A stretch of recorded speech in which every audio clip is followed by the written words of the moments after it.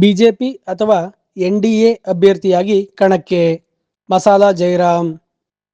ಕಾರ್ಯಕರ್ತರೇ ಗೊಂದಲ ಬೇಡ.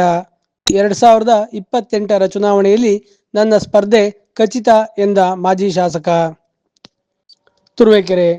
ಮುಂಬರುವ ವಿಧಾನಸಭಾ ಚುನಾವಣೆಯಲ್ಲಿ ಬಿಜೆಪಿ ಪಕ್ಷ ಅಥವಾ ಎನ್ಡಿಎ ಮೈತ್ರಿಕೂಟದ ಅಭ್ಯರ್ಥಿಯಾಗಿ ಕಣಕ್ಕಿಳಿಯುವುದು ಖಚಿತ ಎಂದು ಮಾಜಿ ಶಾಸಕ ಮಸಾಲಾ ಜಯರಾಮ್ ಘೋಷಿಸಿದರು. ಚಿಕ್ಕೋನಹಳ್ಳಿ ಗೇಟ್ ಬಳಿ ಇರುವ ತಮ್ಮ ಫಾರಂ ಹೌಸ್ನಲ್ಲಿ ಪತ್ರಿಕಾಗೋಷ್ಠಿಯಲ್ಲಿ ಮಾತನಾಡಿದ ಅವರು, ತುರುವೇಕೆರೆ ವಿಧಾನಸಭಾ ಕ್ಷೇತ್ರ ಚುನಾವಣೆಯಲ್ಲಿ 3 ಬಾರಿ ಕಣಕ್ಕಿಳಿದು ಒಮ್ಮೆ ಜಯಗಳಿಸಿ ಕ್ಷೇತ್ರವನ್ನು ಅಭಿವೃದ್ಧಿಯತ್ತ ಕೊಂಡೊಯ್ದಿದ್ದೇನೆ. ಅಲ್ಲದೆ 3 ಚುನಾವಣೆಗಳಲ್ಲಿ ಕ್ಷೇತ್ರದ ಜನತೆ ನನಗೆ 60,000ಕ್ಕೂ ಅಧಿಕ ಮತ ನೀಡಿ ಆಶೀರ್ವದಿಸಿದ್ದಾರೆ. ನನ್ನನ್ನು ನಂಬಿರುವ ಜನರನ್ನು ನಡುನೀರಿನಲ್ಲಿ ಕೈಬಿಟ್ಟು ಹೋಗುವ ಪ್ರಶ್ನೆಯೇ ಇಲ್ಲ. ನಾನು ಮುಂಬರುವ ವಿಧಾನಸಭಾ ಚುನಾವಣೆಯಲ್ಲಿ ಭಾರತೀಯ ಜನತಾ ಪಕ್ಷದಿಂದ ಸ್ಪರ್ಧಿಸುವುದು ನಿಶ್ಚಿತವಾಗಿದೆ. ಸದ್ಯ ಬಿಜೆಪಿ ಜೆಡಿಎಸ್ ಮೈತ್ರಿ ಇದ್ದು, ವಿಧಾನಸಭಾ ಚುನಾವಣೆಯಲ್ಲೂ ಮೈತ್ರಿ ಮುಂದುವರೆದರೆ ಮೈತ್ರಿಕೂಟದ ಅಭ್ಯರ್ಥಿಯಾಗಿ ನಾನೇ ಸ್ಪರ್ಧಿಸುತ್ತೇನೆ. ನಮ್ಮ ಪಕ್ಷದಲ್ಲಿ ಕಾರ್ಯಕರ್ತರಲ್ಲಿ ಯಾವುದೇ ಗೊಂದಲ ಬೇಡ. ಚುನಾವಣೆಯಲ್ಲಿ ಸ್ಪರ್ಧಿಸುತ್ತೇನೆ, ಪಕ್ಷವನ್ನು ಸಂಘಟಿಸಿ ಎಂದರು. ಶಾಸಕ ಎಂಟಿ ಕೃಷ್ಣಪ್ಪನವರು ಅವರ ಪಕ್ಷದ ಬಗ್ಗೆ ಮಾತನಾಡಿದ್ದಾರೆ. ನಾನು ಆ ಪಕ್ಷದ ಟಿಕೆಟ್ ಆಕಾಂಕ್ಷಿ ಎಂದಿರುವುದು ಮಾಧ್ಯಮಗಳ ಮೂಲಕ ತಿಳಿದಿದೆ. ಜೆಡಿಎಸ್ ಬಿಜೆಪಿ ಮೈತ್ರಿ ಇರುವುದರಿಂದ ಎಂಟಿ ಕೃಷ್ಣಪ್ಪನವರೇ ಮುಂಬರುವ ವಿಧಾನಸಭಾ ಚುನಾವಣೆಯಲ್ಲಿ ಮೈತ್ರಿಕೂಟದ ಅಭ್ಯರ್ಥಿಯಾಗಿ ನನಗೇ ಟಿಕೆಟ್ ಕೊಡಿಸಿ ಗೆಲ್ಲಿಸಿಕೊಳ್ಳಬಹುದೇನೋ ಎಂದ ಅವರು, ರಾಜ್ಯದಲ್ಲಿರುವ ಕಾಂಗ್ರೆಸ್ ಸರ್ಕಾರ ಯಾವುದೇ ಶಾಸಕರಿಗೆ ಕ್ಷೇತ್ರದ ಅಭಿವೃದ್ಧಿಗೆ ಹಣ ನೀಡುತ್ತಿಲ್ಲ. ತುರುವೇಕೆರೆ ವಿಧಾನಸಭಾ ಕ್ಷೇತ್ರದ ಅಭಿವೃದ್ಧಿಗೂ ಹಣ ನೀಡಿಲ್ಲ. ಇದು ಎಲ್ಲರಿಗೂ ಸಮಸ್ಯೆಯಾಗಿದೆ. ಬಿಜೆಪಿ ಜೆಡಿಎಸ್ ಮೈತ್ರಿ ಇರುವುದರಿಂದ ತಾಲ್ಲೂಕಿನ ಅಭಿವೃದ್ಧಿಯ ಬಗ್ಗೆ ನಾನು ಮಾತನಾಡುವುದಿಲ್ಲ ಎಂದು ಪ್ರಶ್ನೆಯೊಂದಕ್ಕೆ ಮಾಜಿ ಶಾಸಕರು ಉತ್ತರಿಸಿದರು. ನಾನು ಶಾಸಕನಾಗಿದ್ದ 5 ವರ್ಷಗಳ ಅವಧಿಯಲ್ಲಿ ಕ್ಷೇತ್ರದಲ್ಲಿ ನೂರಾರು ಕೋಟಿ ರುಗಳ ಅಭಿವೃದ್ಧಿ ಕಾಮಗಾರಿಗಳನ್ನು ಮಾಡಿಸಿದ್ದೇನೆ. ತಾಲ್ಲೂಕಿನ ಮೂಲೆ ಮೂಲೆಯ ಹಳ್ಳಿಗಳಿಗೂ ಸಿಸಿ ರಸ್ತೆ ಮೂಲಸೌಕರ್ಯ ಒದಗಿಸಿದ್ದೇನೆ. ಕೊರೋನಾ ಸಂದರ್ಭದಲ್ಲಿ ನಾಗರಿಕರಿಗೆ, ರೈತರಿಗೆ ಅಗತ್ಯ ರೀತಿಯಲ್ಲಿ ನೆರವಾಗಿದ್ದೇನೆ. ಕೊರೋನಾ ತಡೆಗಟ್ಟಲು ಅಗತ್ಯ ಚಿಕಿತ್ಸಾ ಸೌಲಭ್ಯಗಳನ್ನು ನಾಗರಿಕರಿಗೆ ಒದಗಿಸಿದ್ದೇನೆ. ಪಟ್ಟಣದ ಪ್ರತಿ ವಾರ್ಡಿನ ಅಭಿವೃದ್ಧಿಗೆ ಅನುದಾನ ನೀಡಿದ್ದೇನೆ. ಒಟ್ಟಾರೆ ತಾಲ್ಲೂಕಿನ ಸರ್ವತೋಮುಖ ಅಭಿವೃದ್ಧಿಗೆ ಕಂಕಣಬದ್ಧನಾಗಿ ದುಡಿದಿದ್ದೇನೆ. ಹೀಗಿರುವಾಗ ಮತದಾರರು ನನಗೆ ಕಳೆದ ಚುನಾವಣೆಯಲ್ಲಿ 60,000ಕ್ಕೂ ಅಧಿಕ ಮತ ನೀಡಿದ್ದಾರೆ. ಅದನ್ನು ಮರೆತು ಮನೆಯಲ್ಲಿರಲು ಸಾಧ್ಯವೇ? ಅವರ ಸೇವೆ ಮಾಡುವ ಕರ್ತವ್ಯ ನನ್ನದಲ್ಲವೇ? ನಾನು ರಾಜಕಾರಣ ಮಾಡಲೆಂದೇ ಬಂದಿದ್ದೇನೆ. ಮುಂಬರುವ ಚುನಾವಣೆಯಲ್ಲಿ ಟಿಕೆಟ್ ತರುತ್ತೇನೆ. ಕಾರ್ಯಕರ್ತರು ಶ್ರಮವಹಿಸಿ ನನ್ನನ್ನು ಗೆಲ್ಲಿಸಿ ಕ್ಷೇತ್ರದ ಅಭಿವೃದ್ಧಿಗೆ ಸಹಕರಿಸಲು ಸಿದ್ಧರಾಗಿ ಎಂದು ಕರೆ ನೀಡಿದರು. ಮುಂಬರುವ ವಿಧಾನಸಭಾ ಚುನಾವಣೆಯಲ್ಲಿ ಸ್ಪರ್ಧೆ ಮಾಡುವಂತೆ ಕೇವಲ ಬಿಜೆಪಿ ಪಕ್ಷದ ಕಾರ್ಯಕರ್ತರು ಮಾತ್ರವಲ್ಲ, ಜೆಡಿಎಸ್, ಕಾಂಗ್ರೆಸ್ನ ಸಾಕಷ್ಟು ಮುಖಂಡರು, ಕಾರ್ಯಕರ್ತರು ನನ್ನನ್ನು ಪ್ರತಿನಿತ್ಯ ಒತ್ತಾಯಿಸುತ್ತಿದ್ದಾರೆ. ನಮ್ಮ ಪಕ್ಷದ ಹೈಕಮಾಂಡ್, ರಾಷ್ಟ್ರೀಯ ನಾಯಕರು, ಕೇಂದ್ರ ಸಚಿವರು, ರಾಜ್ಯ ನಾಯಕರುಗಳು ಸಹ ಸಂಘಟನೆ ಮಾಡಿ ಟಿಕೆಟ್ ಜವಾಬ್ದಾರಿ ನಮ್ಮದು ಎಂದಿದ್ದಾರೆ. ನಾನು ಬಿಜೆಪಿ ಟಿಕೆಟ್ ಆಕಾಂಕ್ಷಿಯಾಗಿದ್ದೇನೆ. ಎನ್ಡಿಎ ಟಿಕೆಟ್ ಆಕಾಂಕ್ಷಿಯಾಗಿದ್ದೇನೆ. 2028ರ ಚುನಾವಣೆಯಲ್ಲಿ ನಾನು ಸ್ಪರ್ಧೆ ಮಾಡುವುದು ಸೂರ್ಯಚಂದ್ರರಷ್ಟೇ ಸತ್ಯವಾದುದು. ಆದರೆ ಪಕ್ಷದ ತೀರ್ಮಾನಕ್ಕೆ ನಾನು ಬದ್ಧನಾಗಿದ್ದೇನೆ ಎಂದರು. ರಾಜಕೀಯ ಮಾಡಕ್ ಬಂದಿರೋದಿಲ್ಲ. 24 ಅವರು ಇಲ್ಲಿ ಜನ್ಮ ಸಿಕ್ಕೊಂಡು ಇಲ್ಲಿ ಯಾವತ್ತೂ ಒಂದ್ ದಿವಸ 3 ಬಿಡ್ತಾರೆ, ಇಲ್ಲಿ ಒಂದ್ ದಿವಸ ಆಚೆ ಹೋಗಿದ್ದೀನಿ. ಇಲ್ಲಿ ನಾವೇ ನೋಡ್ತಿದ್ವಿ. ಬೆಳಗ್ಗೆ ಎದ್ರೆ ಒಂದು ಯಾವ ಕಾರ್ಯಕ್ರಮ ಇರ್ಬೋದು, ಮದುವೆ ಮುಂಜೆ ಇರ್ಬೋದು, ಪ್ರತಿಯೊಂದು ವಿಚಾರದಲ್ಲೂ ಎಲ್ಲಾ ಕಾರ್ಯಕ್ರಮ ಬರ್ತಾರೆ. ಬೆಳಗ್ಗೆ ಇಲ್ಲೇ ಇರ್ತೀವಿ. ಅದಕ್ಕೋಸ್ಕರ ನನ್ನ ಅಭ್ಯರ್ಥಿ ಆಗೋದು ಖಚಿತ. ಯಾವ್ದೇ ಏನೇ ಬಂದ್ರು 100ಕ್ಕೆ ಭಾಗ ನಾನು ಅಭ್ಯರ್ಥಿ ಆಗೇ ಆಗ್ತೀನಿ. ಭಾರತೀಯ ಜನತಾ ಪಾರ್ಟಿ ಅಭ್ಯರ್ಥಿ ಆಗೇ ಆಗ್ತೀನಿ. ನಮ್ಮನ್ನು ಸಹಿತ ಹೇಳಿದ್ದಾರೆ. ಇವತ್ತು ಕೇಂದ್ರದ ಮಂತ್ರಿಗಳು ಹೇಳಿದ್ದಾರೆ, ಇರ್ತಕ್ಕಂಥ ನಮ್ಮ ಹೈಕಮಾಂಡ್ ಹೇಳಿದೆ, ರಾಜ್ಯದ ಹೈಕಮಾಂಡ್ ಹೇಳಿದೆ. ಎಲ್ಲರೂ ನನಗೆ ಆಶ್ವಾಸನೆ ಕೊಡ್ತಾರೆ. ಸಂಘಟನೆ ಮಾಡೋದು ಧೈರ್ಯ ಹೇಳ್ತಾರೆ ನನಗೆ. ಎಲ್ಲಿದ್ದೆ ಅಲ್ಲಿದ್ದೆ, ವೆಬ್ ಮೀಟಿಂಗ್, ಆ ಮೀಟಿಂಗ್, ಇದು ಮಾಡೋದು, ಆ ಕಾರ್ಯಕ್ರಮ ಮಾಡೋದು, ಈ ಕಾರ್ಯಕ್ರಮ ಮಾಡೋದ ಹೇಳ್ತಾ ಇದ್ದಾರೆ. ನೋಡಿದ್ರಿ RSS ಕಾರ್ಯಕ್ರಮ ಮಾಡಿದ್ವಿ, ಮೊನ್ನೆ ಪಥಸಂಚಲನ ಮಾಡಿದ್ವಿ. ಎಷ್ಟು ಸೇರಿದ್ರು ನಂಗೆ ನಮ್ಮಲ್ಲಿದೆ. ನಾವು 60,000 ಹೊರಟು ಹೋಗ್ಬಿಟ್ಟು ನಾನೆಲ್ಲ ಹಿಂದೆ ಕುಂತ್ಕೊಳ್ಳೋಕ್ಕಾಗಲ್ಲ. ನಾನು ಹೋರಾಟ ಮಾಡಲೇಬೇಕಾಗುತ್ತೆ. ನನ್ನ ಕಾರ್ಯಕರ್ತರು ಸುತ್ತಬೇಕಾಗುತ್ತೆ. ನನ್ನ ಕಾರ್ಯಕರ್ತರು ಹೋರಾಟ ಮಾಡಲೇಬೇಕಾಗುತ್ತೆ. ಮುಂದಿನ ದಿನಗಳಲ್ಲಿ ಅವರು ಸಹ ಹೇಳ್ತಾರೆ, ಬೇರೆ ಪಕ್ಷದ ಸಂಖ್ಯೆ ಹೇಳ್ತಿದ್ರೆ ನಾವು ನಿಮಗೆ ಬೇರೆ ಏನಾದ್ರು ನಾವು ನಿಮ್ ಕೈ ಜೋಡಿಸ್ತೀವಿ, ನೀವೇ ಅಭ್ಯರ್ಥಿ ಆಗಬೇಕು. ಬೇರೆ ಪಕ್ಷಗಳು ಕಾಂಗ್ರೆಸ್ ಹೇಳ್ತಾರೆ, ಜೆಡಿಎಸ್ ಹೇಳ್ತಾರೆ, ಕೆಲವು ಮುಖಂಡರುಗಳು ಫೋನ್ ಮಾಡಿ ಹೇಳ್ತಾರೆ, ನೀವು ಅಭ್ಯರ್ಥಿ ತಲೆಗೆಸ್ಕೊಬಿಟ್ರಿ, ಯಾರಾದ್ರೂ ನೀವು ಅಭ್ಯರ್ಥಿ ಹೊರಟೋಣ.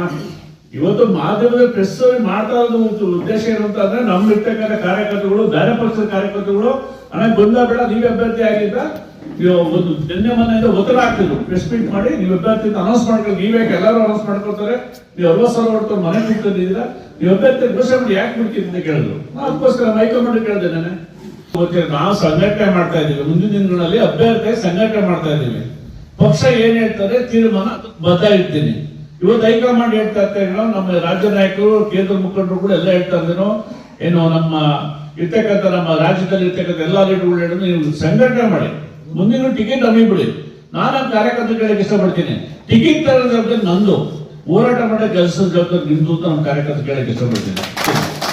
ನಾನು ಅಭ್ಯರ್ಥಿ ಆಗ್ತೀನಿ, ನಮ್ಮ ಜವಾಬ್ದಾರಿ ಏನು ಇರ್ತಕ್ಕಂಥ ಟಿಕೆಟ್ ನನ್ನ ಜವಾಬ್ದಾರಿ, ನೀವು ಹೋರಾಟ ಮಾಡಿ ಕೆಲಸದ ಜವಾಬ್ದಾರಿ ನಿಮ್ದು ಅಂತ ನಮ್ಮ ಕಾರ್ಯಕರ್ತರು ಕೇಳಕ್ಕೆ ಇಷ್ಟಪಡ್ತೀನಿ. ಯಾರು ಗೊಂದಲ ಬೇಡ. ಅವತ್ತು ಹೇಳಿದ್ರೆ ಇವತ್ತು ಹೇಳ್ತಾ ಇದ್ದೀನಿ, ನಾನು ಅಭ್ಯರ್ಥಿ ಆಗೋದು ಖಚಿತ. ಮುಖಂಡರು ಟಿಕೆಟ್ ಕೊಡ್ತಿದ್ದಾರೆ, ಹೋರಾಟ ಮಾಡ್ತೀವಿ. ಸರ್ಕಾರ ದುಡ್ಡು ಕೊಡ್ಬೇಕಲ್ಲ, ಸರ್ಕಾರ ದುಡ್ಡು ಕೊಟ್ಟಿಲ್ಲ, ಇವ್ರು ಏನು ಮಾಡಿಲ್ಲ, ಏನು ಕೆಲಸನೇ ಆಗಿಲ್ಲ. ಸರ್ಕಾರ ಕೊಟ್ಟಿದ್ದಾನೆ, ಕಾಂಗ್ರೆಸ್ ಸರ್ಕಾರ ಇದೆ, ನಮ್ಮ ಸರ್ಕಾರ ಇಲ್ವಲ್ಲ. ಕಾಂಗ್ರೆಸ್ ಸರ್ಕಾರ ಅವ್ರು ದುಡ್ಡು ಕೊಟ್ಟರೆ ನಮ್ಮ ಇಷ್ಟಪಟ್ಟು ಕೆಲಸ ಮಾಡ್ತಾರೆ, ದುಡ್ಡೇ ಇಲ್ವಲ್ಲ. ಮೈತ್ರಿ ಸಮರ್ಥನೆನಾ ಸರ್? ಮೈತ್ರಿ ಸಮರ್ಥನೆನಾ ಸರ್?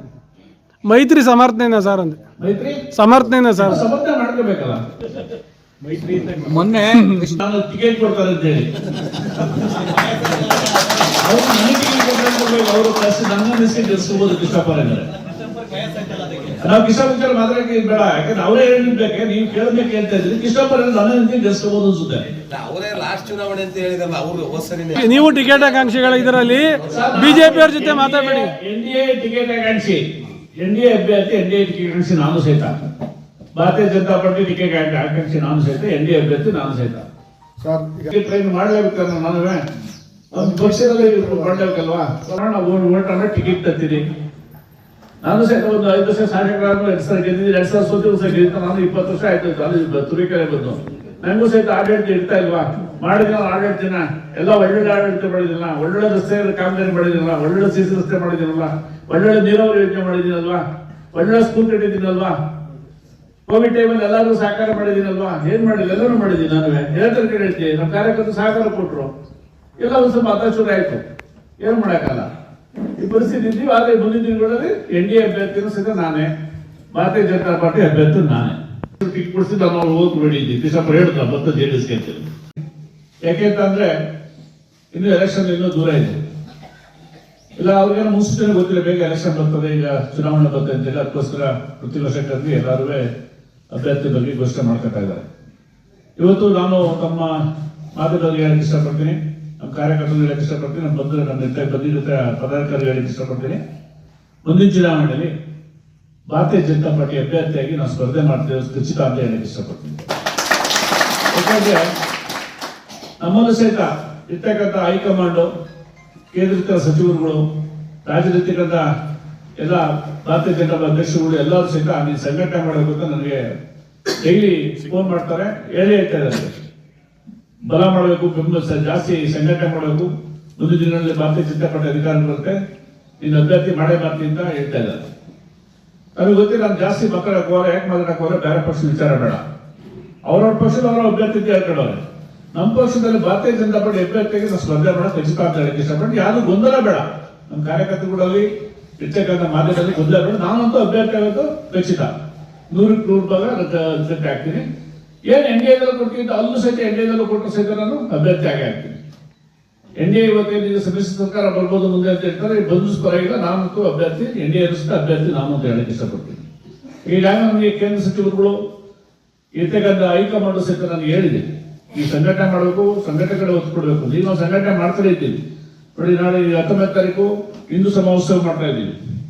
ಅದೇ ತರ ಒಂದು ಸಂಘಟನೆ ಎಲ್ಲೂ ಕಮ್ಮಿ ಆಗಿಲ್ಲ. ಈಗಾಗಲೇ ಮುಂದಿನ ದಿನಗಳಲ್ಲಿ ಗ್ರಾಮ ಪಂಚಾಯತ್ ಚುನಾವಣೆ ಬರುತ್ತೆ, ಜಿಲ್ಲಾ ಪಂಚಾಯತ್ ಚುನಾವಣೆ ಬರುತ್ತೆ, ಎಲ್ಲ ಬರುತ್ತೆ. 10% ಸಂಘಟನೆ ಮಾಡಿ ಪಕ್ಷಕ್ಕೆ ಬಲ ತುಂಬಿ ಹೇಳಿದ್ರೆ ಇವತ್ತು ನಾವು ಹೋರಾಟ ಮಾಡ್ತಾ ಇದ್ದೀನಿ. ಮುಂದಿನ ದಿನಗಳಲ್ಲಿ ನಾನು ಅಭ್ಯರ್ಥಿ ಆಗೋದು ತುರ್ಬೇಕತೆ ತಾಲೂಕಲ್ಲಿ 100% ಭಾಗ ಖಚಿತ ಅಂತ ಹೇಳಕ್ಕೆ ಇಷ್ಟಪಡ್ತೀನಿ. ಅದಕ್ಕೋಸ್ಕರ ಮಾಧ್ಯಮದ ನೇತೃತ್ವದಲ್ಲಿ ಇವತ್ತು ನಾನು ತಮ್ಮ ಮುಂದೆ ಹೇಳ್ಕೊಳ್ಳೋಕೆ ಇಷ್ಟಪಡ್ತೀನಿ. ಬೇರೆ ಕೇಳಬಹುದು. ಈ ಸಂದರ್ಭದಲ್ಲಿ ಬಿಜೆಪಿ ಅಧ್ಯಕ್ಷ ಪ್ರಕಾಶ್ ಯಾದವ್, ಪ್ರಧಾನ ಕಾರ್ಯದರ್ಶಿ ಮಹೇಶ್, ಜಿಲ್ಲಾ ಪಂಚಾಯತ್ ಮಾಜಿ ಸದಸ್ಯ ಉಗ್ರಯ್ಯ, ಮುಖಂಡರಾದ ಕಡೇಹಳ್ಳಿ ಸಿದ್ದೇಗೌಡ, ಅಂಜನ್ ಕುಮಾರ್, ಚಿದಾನಂದ್, ಕಾಂತರಾಜು, ತಂಡಗ ಧನ್ಪಾಲ್, ನವೀನ್ ಬಾಬು, ರಘು, ವಿಬಿ ಸುರೇಶ್, ಹರ್ಕಾರ್ನಳ್ಳಿ ಪ್ರಸಾದ್, ಸ್ವಪ್ನ ನಟೇಶ್ ಸೇರಿದಂತೆ ನೂರಾರು ಕಾರ್ಯಕರ್ತರು ಉಪಸ್ಥಿತರಿದ್ದರು. ಭಾರತ ವೈಭವ ನ್ಯೂಸ್ ವರದಿ Girish K Bhat, Turuvekere. Thanks for watching. Read, discuss and debate with editor Dr. Yan Prashant Rao. Wanted reporters in print, digital and visual media for Bharat Vaibhav Daily Newspaper, BV News 5 Channel and BV Fast Web News from all the talukas of Karnataka, Goa and Maharashtra. If interested, send your resume to 9019229369